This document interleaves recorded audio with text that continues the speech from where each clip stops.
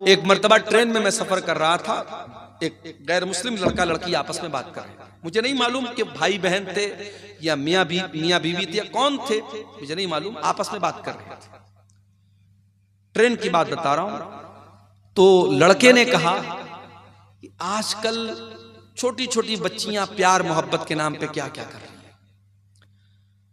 8-8 साल की 10-10 साल की लड़कियां वो भी प्यार मोहब्बत के चक्कर में पड़ी हुई। तो जो लड़की थी ट्रेन के अंदर, उस लड़की ने बड़ी पॉइंट की बात की। उसने कहा कि छोटी छोटी बच्चियां अगर गलत रास्ते पर जा रही हैं तो ये जिम्मेदारी किसकी है कि उनको सही गलत का फर्क बताएं। ये जिम्मेदारी माँ बाप की है, ये जिम्मेदारी गार्जियन की है। तो लड़का बोला कि गार्जियन कितना ध्यान देगा, गार्जियन कितना भी देखेगा। तो लड़की ने कहा कि गार्जियन अपने आप को झोंक दे। आज का दौर वो दौर है। वो गैर मुस्लिम लोग थे, उनकी बातें, मैं ट्रेन में बैठा था। आजकल का तो माहौल ऐसा है, ट्रेन पर भी आप ज्यादा किसी से बात नहीं कर सकती, अपनी अपनी सीट पर आदमी बैठा रहता है। लेकिन वो बातचीत जो हो रही थी मैं सुना तो मुझे वो बात बड़ी वजनदार लगी। उस लड़की ने कहा कि आज के दौर में अगर अपनी बच्चियों की परवरिश करना है तो अपने आप को कुर्बान करना पड़ेगा, तब आप बच्चियों की परवरिश कर सकते हैं। मेरे प्यारे साथियों, जमाना बड़ा नाजुक है। आपकी जवान होने वाली बेटियों को बहकाने के लिए हजारों रास्ते मौजूद हैं। फेसबुक मौजूद है, इंस्टाग्राम मौजूद है, व्हाट्सएप मौजूद है। स्कूल का गंदा माहौल है, कॉलेज का गंदा माहौल है, सोशल मीडिया है, इलेक्ट्रॉनिक मीडिया है, प्रिंट मीडिया है, शैतान के फितने हैं। आपकी जवान होने वाली नस्ल को बर्बाद करने के बहुत सारे रास्ते हैं। अगर आपने ध्यान न दिया, अगर आपने अपने आप को कुर्बान नहीं किया अपने बच्चों की तरबियत के लिए, कल पछताना पड़ेगा। अगर आपने आज ध्यान न दिया, कल बहुत सारी नुसरत जहां ऐसी सामने आ जाएंगी जो निशा सिंह बन जाएगी। आपकी मुसलमान लड़कियां बड़ी तेजी के साथ मुर्तद हो रही हैं। मैं झारखंड में गांव गांव जाके कह रहा हूं, मैं बिहार के गांव गांव जाके कह रहा हूं, ओ लोगों अपनी औरतों को दीन पहुंचा दो। साल में एक बार जलसा कराने से काम नहीं चलेगा। बार बार सुनाओ, बार बार बताओ, किताबों का मुताला करवाओ, पढ़ाओ लिखाओ। अपने गांव में लड़कियों का इदारा अगर है तो उस इदारे की कदर करो। अपनी बच्चियों को इदारों में पढ़ाओ, अपनी औरतों को सही पर्दा कराओ, अपनी मस्जिदों में औरतों का इंतजाम कराओ। और जुमा के खुतबे में ये सुनिश्चित करो, ये यकीनी बनाओ कि हर जुमा के खुतबे में औरतें भी आपकी मस्जिद पर आए। ये 1 साल का जलसा करा लेने से, जो जलसे में भी क्या होता है, कुछ औरतें बेचारी पिंडाल में बैठी हैं, कुछ औरतें बैठ करके वहां बाहर मार्केट में कुछ खा रही हैं, पी रही, कुछ मटर गश्ती कर रही हैं, कुछ इधर टहल रही हैं, कुछ उधर टहल रही हैं। ये कोई आप मस्जिद से बड़ा बेहतरीन माहौल कहीं नहीं हो सकता। जुमा के खुतबे में आधा घंटा की तकरीर सारे लोग सुकून से वजू करके सुनते हैं। अगर आपके घर की औरतें जुमा का खुतबा सुनेंगी, मैं बार बार ये बात तकरीरों में कहता हूं, साल में 52 जुमा का खुतबा होता है। अगर आपके घर की औरतें 52 मरतबा जुमा में जाएंगी, इंशाअल्लाह दीन की बहुत सारी मालूमात वो लेकर के जाएंगी। तरबियत के लिए टाइम निकालना पड़ेगा मेरे साथ। इसीलिए अरबी का एक शायर कहता है, लईसल यतीम मन इंतहा अबवाहु मिन हम्मिल हयाती व खल्लफाहु जलीला। अरे यतीम वो नहीं है जिसके माँ बाप दुनिया से चले गए हो। इन्नल यतीम हुवल्लज़ी तल्का लहू उम्मन तखल्लत औ अबम मशगूला। अरे यतीम तो वो बच्चा है जिसकी माँ के पास समय नहीं है, जिसके बाप के पास टाइम नहीं है, जो अपने बच्चों की तरबियत के लिए वक्त नहीं निकालता है। इसलिए मेरे अजीजों, अपने बच्चों की तरबियत के लिए वक्त निकालो। इस्लाम में पूरे के पूरे दाखिल हो जाओ। एक अच्छे बाप बनो, एक अच्छे शौहर बनो, एक अच्छे मुरब्बी बनो, ताकि आपकी आने वाली नस्लें दीनदार बने। ये समाज के फितरों से अगर अपनी आने वाली नस्लों को बचाना है, मेरे अजीजों, अपने आप को नेक और दीनदार बनाओ। जब तक हम खुद दीनदार नहीं बनेंगे, अपने बच्चों को दीनदार नहीं बना सकते। बीड़ी पीने वाला बाप अपने बच्चों को बीड़ी से नहीं मना कर सकता। गाली बकने वाला बाप अपने बच्चों को गाली देने से नहीं रोक सकता। बेपर्दा रहने वाली माँ अपनी बेटियों को पर्दा करने की तालीम नहीं दे सकती। अगर अपनी औलाद को सुधारना है तो पहले माँ बाप को खुद सुधरना पड़ेगा, माँ बाप को अपनी इस्लाह करनी पड़ेगी। या अय्युहल्लज़ीना आमनू उदखुलू फिस्सिल्मि काफ़ा ऐ ईमान वालो दाखिल हो जाओ, प्रवेश करो, एंट्री करो फिस्सिल्मी इस्लाम के अंदर। या अय्युहल्लज़ीना आमनु दुखुलू फिस्सिल्मी काफ़ा, ऐ ईमान वालो तुम इस्लाम के अंदर पूरे के पूरे दाखिल हो जाओ। आप किसी मकान के अंदर दाखिल होते हैं, ऐसा तो नहीं होता कि आपका हाथ मकान के अंदर है और बाकी जिस्म बाहर है, ऐसा तो नहीं होता। आप ऐसा भी नहीं करते, किसी मकान के अंदर, किसी बिल्डिंग के अंदर आप दाखिल होते हैं, पैर बिल्डिंग के अंदर है और बाकी बॉडी बाहर है। आप जब भी किसी मकान में प्रवेश करते हैं, किसी घर में दाखिल होते हैं, तो पूरे के पूरे दाखिल होते हैं। अल्लाह रब्बुल आलमीन फरमा रहा है उदखुलू फिस्सिल्मी काफ़ा, ऐ ईमान वालो तुम इस्लाम के अंदर पूरे के पूरे दाखिल हो जाओ। गोया इस्लाम भी एक बिल्डिंग की तरह है, इस्लाम भी एक घर की तरह है, और इस घर में तुम्हें आधा अधूरा नहीं दाखिल होना है, इस घर में तुम पूरे के पूरे दाखिल हो जाओ। वला तत्तबिऊ खुतुवातिश शैतान, और ऐ ईमान वालो तुम शैतान के तरीके पर न चलना, शैतान के नक्शे कदम पर न चलना। इन्नहु लकुम अदुव्वुम मुबीन, शैतान तुम्हारा सबसे बड़ा दुश्मन है, खुला हुआ दुश्मन है। वो छुप करके दुश्मनी नहीं कर रहा है, खुल करके दुश्मनी कर रहा है। भाई एक दुश्मन हमारा वो होता है, दुश्मन है लेकिन हमको मालूम नहीं, उससे बचना थोड़ा मुश्किल होता है। शैतान कोई ऐसा दुश्मन नहीं जो छुपा हुआ है, शैतान पहले दिन से हमारा दुश्मन है। हमारे बाप आदम को इसी ने जन्नत से निकलवाया, हमारी मां हव्वा को इसी ने जन्नत से निकलवाया।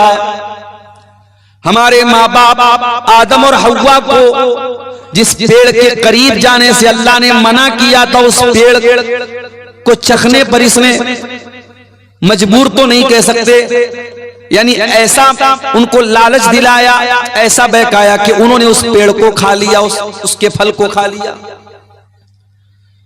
जन्नत के अंदर उनके कपड़े बदन से उतर गए, दोनों बरहना हो गए, नंगे हो गए, जन्नत के पत्तों से अपनी शर्मगाहों को ढांपने लगे। शैतान हमारे बाप आदम से लेकर के हमारी माँ हव्वा से लेकर के कयामत तक आने वाले हर इंसान का दुश्मन है, हर उस इंसान का दुश्मन है जो अल्लाह के रास्ते पर चलने वाला है, जो दीन के रास्ते पर चलने वाला है। शैतान का काम ही है हमको बहकाना। शैतान तो वादा करके आया अल्लाह ताला से, शैतान खामोश नहीं बैठा है, शैतान वादा करके आया है। सुम्मा लातियन्नहुम मिन बैनि अयदीहिम व मिन खल्फिहिम व अन अयमानिहिम व अन शमाइलिहिम व ला तजिदु अक्सरहुम शाकिरीन। ऐ अल्लाह मैं तेरे ज्यादातर बंदों को बहकाऊंगा, ऐ अल्लाह आगे से भी बहकाऊंगा, पीछे से भी बहकाऊंगा, दाएं तरफ से भी बहकाऊंगा, बाएं तरफ से भी बहकाऊंगा। ऐ अल्लाह हर तरफ से तेरे बंदों को बहकाऊंगा। व ला तजिदु अक्सरहुम शाकिरीन, और तेरे ज्यादातर बंदे तेरे नाशुक्रे हो जाएंगे। नाशुक्रे हैं कि नहीं?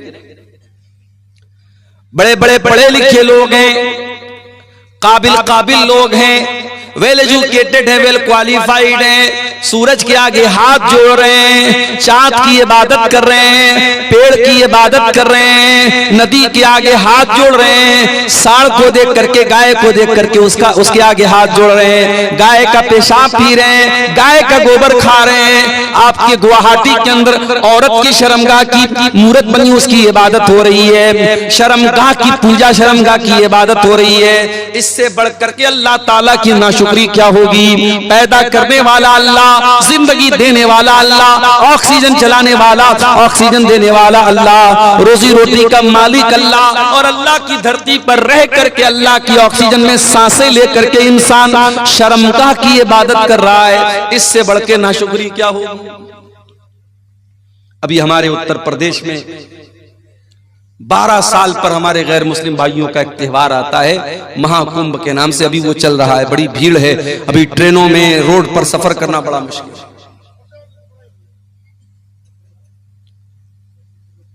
इलाहाबाद के अंदर, प्रयागराज के अंदर सारे देश भर से संत साधु आए हुए हैं। मीडिया वाले खूब कवरेज दे रहे हैं। उसमें ऐसे भी साधु लोग आते हैं, ऐसे भी बाबा लोग आते हैं। कोई 10 साल से अपना हाथ ऐसे उठाए हुए है और उसी को बहुत बड़ी इबादत समझ रहा है। कोई नंगा होकर के, मादर जात बरहना है, नंगा है, बदन पर एक कपड़ा नहीं, शर्मगाह नजर आ रही है। औरत आती है, उस नंगे बाबा के आगे सजदा करती है, उसकी शर्मगाह को छू करके आशीर्वाद लेती है और मीडिया वाले उसको कवरेज दे रहे हैं। मेरे प्यारे साथियों, इस मंजर को देख करके इंसानियत भी शर्मा जाए, इंसान भी शर्मा जाए कि ये क्या हो रहा है। शर्मगाह की इबादत हो रही है और इंसान नंगा घूम रहा है और उसको दीन समझा जा रहा है, उसको सवाब समझा जा रहा है। ये सारे मनाजिर देखने के बाद क्या हमारे और आपके दिल में ये जज्बा पैदा नहीं होता कि ऐ अल्लाह, तेरा बहुत बड़ा करम और एहसान है कि तूने हमें मुसलमान बनाया है। हमारी औकात नहीं थी, हमारी हैसियत नहीं थी कि हम अपनी सूझबूझ से इस दीन को कबूल करते। बड़े बड़े दानिश्वर, बड़े बड़े पढ़े लिखे बुद्धिजीवी लोग इसी मुल्क में रहते हैं, इस्लाम कबूल नहीं कर रहे हैं, तौहीद कबूल नहीं कर रहे हैं। ऐ अल्लाह, हम इस बात की गारंटी कैसे ले सकते थे? ये तो तेरा करम है, तूने हमें मुसलमान बनाया है। कभी गौर करना मेरे प्यारे साथी, हमारे अंदर कोई सुरखाब का पर लगा हुआ? अल्लाह ने कौन सी ऐसी खास बात हमारे अंदर देखी हमको मुसलमान बना दिया? ये बस उसका करम है, उसकी कृपा है, उसकी रहमत है, वरना हम किस लायक है मेरे प्यारे साथी। इसीलिए जन्नती जब जन्नत में जाएंगे तो क्या कहेंगे? वक़ालुल हम्दुलिल्लाहिल्लज़ी हदाना लिहाज़ा वमा कुन्ना लिनहतदिय लौला अन हदानल्लाह। आय अल्लाह, तेरा करम और तेरा शुक्र है, तूने हमको हिदायत की नेमत से नवाजा, इस्लाम की नेमत से नवाजा। आय अल्लाह, अगर तू हमको हिदायत न देता तो हमें ये हिदायत नहीं मिल सकती थी, हम इस हिदायत को नहीं पा सकते थे। आय अल्लाह, तेरा करम है कि तूने हमको हिदायत से नवाजा। ये अल्लाह का बहुत बड़ा एहसान है मेरे प्यारे साथी। इसीलिए 5 टाइम की नमाज में हम बार बार अल्लाह ताला से क्या दुआ करते हैं? इहदिनस सिरातल मुस्तकीम। आय अल्लाह, तू सिराते मुस्तकीम पर हमको चलाना, अपने सीधे रास्ते पर चलाना, इस्लाम के ऊपर चलाना। सिरातल लज़ीना अनअमता अलैहिम। आय अल्लाह, उनके रास्ते पर चलाना जिनके ऊपर तेरा करम हुआ, तेरा इनाम हुआ। आय अल्लाह, नबियों के रास्ते पर चलाना। आय अल्लाह, सिद्दीकीन के रास्ते पर चलाना। आय अल्लाह, शुहदा के रास्ते पर चलाना। आय अल्लाह, सालिहीन के रास्ते पर चलाना। गैरिल मग़दूबि अलैहिम वलद्दाल्लीन। आय अल्लाह, उनके रास्ते पर तू न चलाना जिनके ऊपर तेरा गजब नाजिल हुआ, उनके रास्ते पर न चलाना जो भटक गए। आय अल्लाह, यहूद और नसारा के तरीके पर न चलाना। ये दुआ करते हैं हम सूरह फातिहा की शक्ल में। 5 टाइम की नमाज में हर रकात में हम ये दुआ करते हैं कि इतनी बड़ी नेमत है मेरे प्यारे साथियों इस्लाम, कि इस नेमत को हम बार बार अल्लाह से। इसीलिए कुरान में हमको ये दुआ सिखाई गई, रब्बना ला तुज़िग़ क़ुलूबना बअद इज़ हदैतना व हब लना मिन लदुनका रहमह इन्नका अंतल वह्हाब। ईमान वाले ये दुआ करते हैं, ऐ परवरदिगार, जब तूने इस्लाम की नेमत से हमको नवाजा, जब तूने हिदायत की नेमत से हमको नवाजा, आय अल्लाह, दोबारा हमको भटकने न देना, गलत रास्ते पे जाने न देना, शिर्क के रास्ते पर जाने न देना, कुफ्र के रास्ते पर जाने न देना। आय अल्लाह, जब तूने हिदायत की नेमत से नवाजा तो फिर हमारे दिल की हिफाजत करना। इसी झारखंड की सरजमीन पर रांची बहुत मशहूर शहर है, झारखंड कैपिटल है आपके स्टेट की। नुसरत जहां नाम की एक लड़की, 5 टाइम की नमाजी, रोजेदार, उलमा के बयान सुनने वाली, एक दीनी बैकग्राउंड, एक रिलीजियस बैकग्राउंड से ताल्लुक रखने वाली लड़की मुर्तद हो जाती है और नुसरत जहां से निशा सिंह बन जाती है।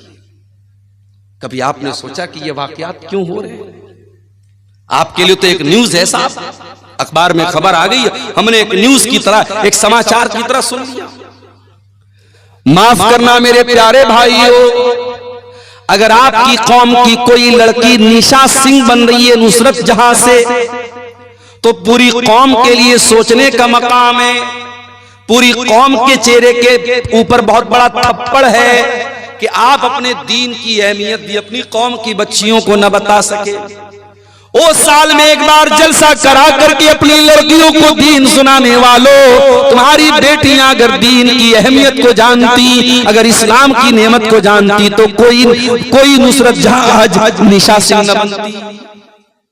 इस्लाम को जाना ही नहीं हमने, इस नेमत की कद्र कीमत को जानती अगर वो औरत, तो कभी मेरे प्यारे साथियों इस्लाम को छोड़ने की जुर्रत न करती। अरे इस्लाम तो वो नेमत है जिसको पाने के लिए सहाबे किराम ने सब कुछ कुर्बान कर दिया। इस्लाम तो इतनी बड़ी नेमत है। सुमैया बिन्त खय्यात को देखो, जवान बेटा सामने खड़ा हुआ है। अबू जहल कहता है बूढ़ी माँ, ऐ सुमैया तेरा जवान बेटा सामने खड़ा है, हम नहीं चाहते तुझे तेरे बेटे के सामने नंगा कर दे। ऐ सुमैया तू इस्लाम को छोड़ दे वरना तेरे बेटे के सामने तुझे नंगा कर देंगे। सोचो मेरे भाइयों, एक माँ के लिए कितनी हसीयत की बात है, उसके जवान बेटे के सामने उसको बरहना कर दिया जाए। ऐ सुमैया तू बूढ़ी हो चुकी है, तेरे बदन में कमजोरी आ चुकी है, मगर तेरा ईमान तो फौलाद के जैसा मजबूत है। सुमैया ने जवान बेटे के सामने नंगा हो जाना गवारा कर लिया, मगर तौहीद को छोड़ना गवारा न किया, इस्लाम को छोड़ना गवारा न किया। और चश्मे फलक ने वो मंजर भी देखा, एक बूढ़ी औरत के बदन से कपड़े उतार लिए गए, जवान बेटे के सामने उसको बरहना कर दिया गया। इतने पर अबू जहल ने बस न किया, फिर कहा कि ये सुमैया आखिरी मौका तुझे दे रहा हूं, इस्लाम को छोड़ दे वरना तुझे कत्ल कर दूंगा। बर्ची उठाया, सुमैया का इस्लाम को छोड़ने वाली थी। अबू जहल ने बर्ची उठाया और सुमैया की शर्मगाह के ऊपर दे मारा। ऐ सुमैया तू अल्लाह को प्यारी हो गई, तू शहीद हो गई, तेरे बदन का खून गिर गया, अल्लाह की राह में शहीद होने वाली तू पहली खातून बन गई। और तूने दुनिया की आने वाली औरतों को ये पैगाम दे दिया, ऐ दुनिया की औरतों, तुम्हें दुनिया नाजुक समझेगी, तुम्हें दुनिया कमजोर समझेगी, तुम दुनिया को बता देना अगर औरत के पास ईमान की दौलत और ईमान की ताकत हो, औरत से ज्यादा ताकतवर कोई नहीं होता है। ईमान की दौलत अगर औरत के पास है, औरत से ताकतवर कोई नहीं होता है। सुमैया से पूछो ईमान किसको बोलते हैं? ईमान की अजमत पूछना है, कोई बिलाल हबशी से पूछ ले। हाँ मेरे नौजवान साथियों, बिलाल तुम्हारी तरह स्मार्ट और हैंडसम तो नहीं था। बिलाल कोई तुम्हारी तरह घुंघराले बाल वाला तो नहीं था। बिलाल कोई तुम्हारी तरह गोरा चट्टा तो नहीं था, खूबसूरत तो नहीं था, हैंडसम तो नहीं था। बिलाल तो हबशा का एक गुलाम था, काला कलूटा था। उसकी पूरी बॉडी काली थी, मगर उस काले सीने में जो दिल था, बिलाल के सीने में जो दिल था, वो दिल अल्लाह ताला की मोहब्बत से भरा हुआ था। ओ दुनिया वालों, तुमने तो जब भी देखा है लोगों की सूरतों को देखा है, लोगों के चेहरों को देखा है। आओ तुम्हें बिलाल की सीरत भी दिखाते हैं। बिलाल काले हैं, बिलाल का बदन काला है, और बिलाल के काले बदन को उनका मालिक अरब के तपते हुए सहरा पर लिटा देता है। नीचे गरम गरम बालू है, नीचे गरम गरम रेत है, और बिलाल के सीने पर गरम पत्थर भी रख देता है। बिलाल के सीने की चर्बी भी पिघल रही है और बिलाल की पीठ भी पिघल रही है। और बिलाल का मालिक कहता है, उमैया बिन खल्फ कहता है, ऐ बिलाल, तेरे सीने की चर्बी को पिलाना हमें अच्छा नहीं लगता, तुझे टॉर्चर देना हमें अच्छा नहीं लगता। ऐ बिलाल, हम तुझे टॉर्चर करना बंद कर देंगे, बस एक शर्त है, तू अल्लाह की तौहीद को छोड़ दे और हमारे 360 माबूदों का इकरार कर ले, हमारे साथ तू भी शिर्क का नारा लगा दे और ला इलाहा इल्लल्लाह की आवाज तू निकालना बंद कर दे। बिलाल, हम तुझे तकलीफ देना छोड़ देंगे। बिलाल की जबान से आवाज नहीं निकल रही, बिलाल कुछ कहने की पोजीशन में नहीं है, मगर उस गर्म पत्थर के नीचे और उस तपते हुए सहरा में लेटे हुए बिलाल की जबान से एक लफ्ज सुनाई देता है। बिलाल कहते हैं, अहद अहद अहद, मैं जिस अल्लाह की इबादत करता हूं वो एक है, वो यकता है, वो अकेला है, मैं एक अल्लाह की इबादत करने वाला हूं। ऐ उमैया बिन खल्फ, तू लाख मेरे सीने पर गर्म पत्थर रख दे, तू लाख मेरे बदन की चमड़ी को जला डाले, ऐ उमैया बिन खल्फ, बिलाल अल्लाह ताला की तौहीद को छोड़ने वाला नहीं है। अहद अहद, मेरा अल्लाह एक है, मेरा माबूद एक है, मेरा रब एक है। ओ लोगों, इस्लाम वो नेमत है जिसकी हिफाजत की खातिर बिलाल के सीने की चर्बी पिघल गई, मगर बिलाल ने इस तौहीद को नहीं छोड़ा। ये शहादत गहे उल्फत पे कदम रखना है। लोग आसान समझते हैं मुसलमान, हमने तो ये समझा मुसलमान के घर में पैदा हो गए, अब्बा ने अब्दुल्ला नाम रख दिया, अब्दुल रहमान नाम रख दिया, लड़के थे तो खतना करा दिया, बड़े हुए टोपी लगाने लगे, लुंगी पहनने लगे, बड़े का गोश्त खाने लगे। हमने तो इन चीजों को मुसलमानों की पहचान बना डाली। ओ लोगों, इस्लाम इतना आसान तो नहीं है, ये तो शहादत गए उल्फत में कदम रखना है। लोग आसान समझते हैं मुसलमान होना, लोग आसान समझते हैं मुसलमान होना। इस्लाम ये फूलों की सेज नहीं है मेरे प्यारे साथियों, ये कांटों भरा रास्ता है। इस्लाम पर चलते हुए कदम कदम पर ऐसे मौके आएंगे जब आपको अपनी ख्वाहिशात का गला घोटना पड़ेगा, अपनी इच्छाओं को मारना पड़ेगा, अपनी डिजायर्स को खत्म करना पड़ेगा, तब जाकर के आप अल्लाह ताला की जन्नत को पा सकते हैं। इस्लाम ने पूरे के पूरे दाखिल हो जाओ, इस्लाम में अधूरे दाखिल मत होना। इस्लाम वो दीन है जो अल्लाह ताला का इकलौता पसंदीदा दीन है। इस्लाम के आने के बाद अब कोई और दीन अल्लाह ताला क्या स्वीकार्य नहीं होगा, एक्सेप्टेबल नहीं होगा, कबूल नहीं किया जाएगा। अल्लाह कुरान में कहता है, इन्नद्दीन इंदल्लाहिल इस्लाम, अल्लाह ताला के यहाँ अगर कोई दीन कबूल होगा तो इस्लाम होगा।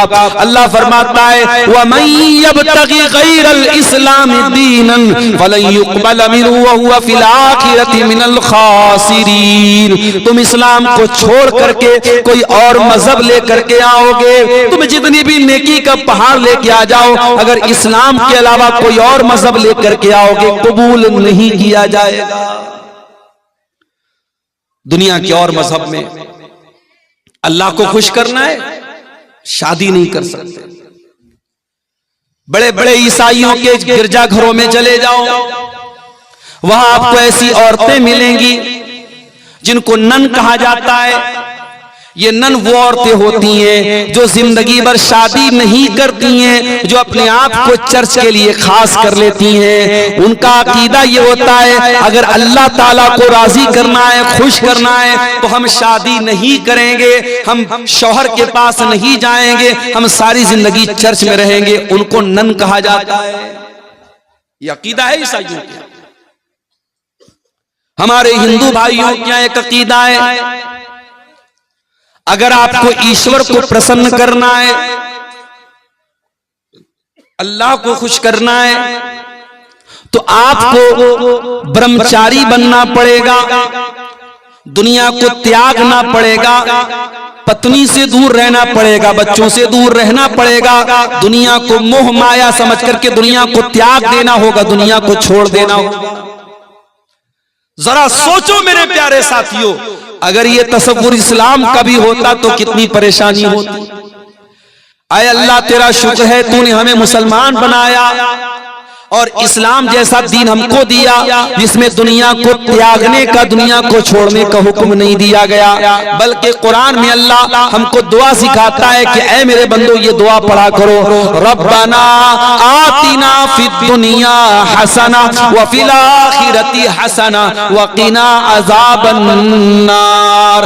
ऐ परवरदिगार हमारी दुनिया को भी अच्छा बना दे, हमारी आखिरत को भी अच्छा बना दे और हमें जहन्नम की आग से तू बचा ले। ये कुरान की सबसे जामे दुआ है और ये वो दुआ है मेरे प्यारे साथियों। अगर आपने कभी हज किया होगा, कभी उम्रा किया होगा, जब आप तवाफ करते हैं खाने काबा का तो हजर अस्वद और रुकन यमानी के बीच में इस दुआ को पढ़ते हैं। ये इतनी प्यारी दुआ है मेरे साथ।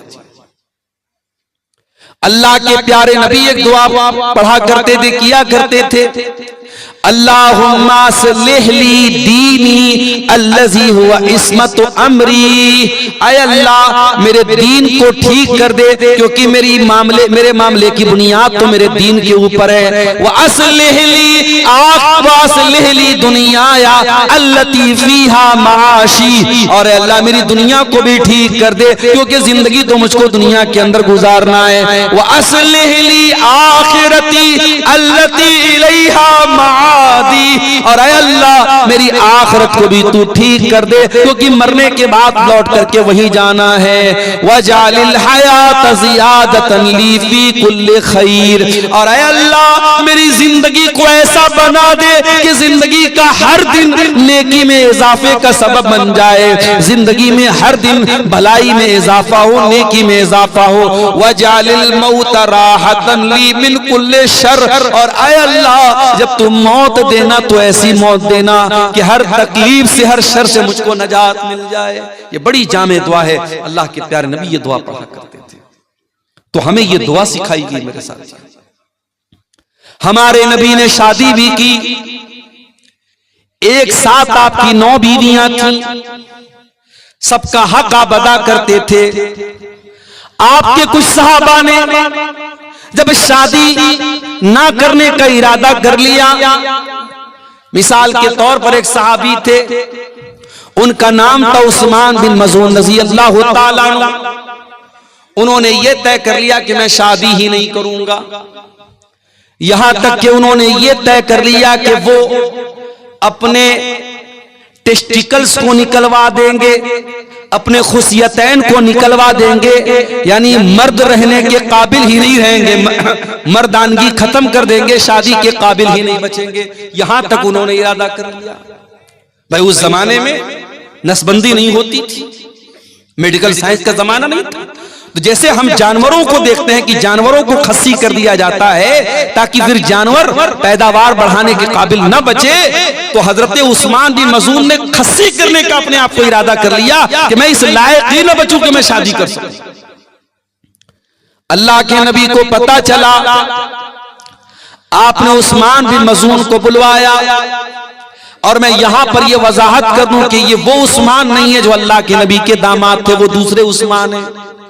ये गलतफहमी मत पाल लीजिएगा। वो उस्मान बिन अफ़्फ़ान थे जो नबी के दामाद थे, ये दूसरे हैं। इनका नाम उस्मान बिन मज़ून था, इनके अब्बा का नाम मज़ून था। ये अल्लाह के नबी के पास आए, नबी ने पूछा क्या है उस्मान, मुझे ऐसा ऐसा पता चला है। कहा अल्लाह के नबी सही पता चला है। आपने फरमाया कि ऐ उस्मान तब तकी रहबानियतन, क्या तुम ये चाहते हो कि इस्लाम को छोड़ करके तुम रहबानियत अपना लो? ऐ उस्मान मेरे दीन के अंदर रहबानियत नहीं है। ऐ उस्मान मैं अल्लाह का नबी हूं, लेकिन कान खोल करके सुन लो। उमिरतु अन अनामा व अक़ूमा, मुझे अल्लाह ने हुक्म दिया है मैं रात में आराम भी करता हूं और रात में नमाज भी पढ़ता हूं। व असूमा व उफ्तिर, मैं रोजा भी रखता हूं और कभी कभी रोजा नहीं भी रखता हूं, मैं कंटिन्यू नफिल रोजा नहीं रखता हूं। और अल्लाह ने मुझको हुक्म दिया है मैं निकाह भी करता हूं, मेरी बीवियां भी हैं और यही मेरा तरीका है। फमन रगीबा अन सुन्नती फलैसा मिन्नी, जो मेरे तरीके से हटेगा उसका मुझसे कोई ताल्लुक नहीं है। इस्लाम इतना प्यारा दीन है। रडुआ बन करके कोई जिंदगी गुजारे, कोई शादी न करे, कोई बगैर जोड़े के रहे, इस्लाम की तालीम नहीं है। इस्लाम हुक्म देता है अपने लड़कों और लड़कियों की शादी कराओ। कोई लड़का, कोई मर्द बगैर बीवी के न रहे, कोई औरत बगैर शौहर के न रहे। ये इस्लाम की तालीम है मेरे प्यारे। और आगे बढ़िए, अल्लाह के नबी के एक सहाबी हैं, नाम नोट कर लो, अब्दुल्ला बिन अमर बिन आस। नबी के सहाबा में 4 अब्दुल्ला बहुत मशहूर हैं। नहीं मालूम के दुआ वालों को शायद, उलमा को शायद पता है, बल्कि यकीनन पता होगा। अवाम की बात अगर कहूं, रात रात भर तकरीर सुनने वालों को भी नहीं पता होगा। नबी के सहाबा में 4 अब्दुल्ला बहुत फेमस है, बहुत मशहूर हैं। अब्दुल्ला बिन उमर, अब्दुल्ला बिन मसूद, अब्दुल्ला बिन अमर बिन आस और अब्दुल्ला बिन अब्बास। ये 4 अब्दुल्ला बहुत मशहूर है साहबा। इनको अबादले अरबा कहा जाता है, 4 अब्दुल्ला। इसमें से एक सहाबी अब्दुल्ला बिन अमर बिन आस हैं, वो भी सहाबी, उनके अब्बा भी सहाबी, बाप भी सहाबी, बेटा भी सहाबी। हजरत अब्दुल्ला बिन अमर बिन आस बहुत बड़े सहाबी हैं, बहुत नेक इंसान है, रात रात भर नमाज पढ़ने वाले इंसान है, दिन में कंटिन्यू नफिल रोजा रखने वाले इंसान है। उनकी शादी हो गई। शादी के कुछ दिनों के बाद जब बहू को ससुर ने देखा कि बहू न बालों में कंघी कर रही है, न चेहरे पर पानी फेर रही है, चेहरा भी अजीब सा बना हुआ है, बाल भी बिखरे पड़े हैं, तो ससुर ने बहू से पूछा कि क्या बात है, ऐसी तूने हालत क्यों